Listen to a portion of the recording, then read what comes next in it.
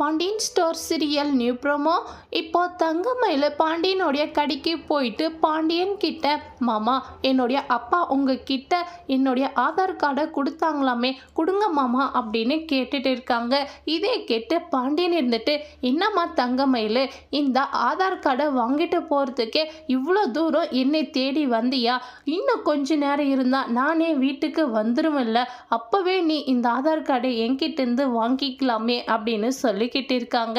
இதே கேட்டு தங்கமயில் இருந்துட்டு, இல்லை மாமா, இப்படியே அம்மாவுடைய வீட்டுக்கு போயிட்டு வந்தேன், சரி அப்பா விஷயத்த சொன்னாங்க, அதனால தான் இப்படியே வாங்கிட்டு போயிடலான்னு வந்த மாமா அப்படின்னு சொல்லி சமாளிச்சுட்டு இருக்காங்க. இப்போ பாண்டியனும் தங்கமயில் கிட்ட அந்த ஆதார் கார்டை கொடுத்துட்றாங்க.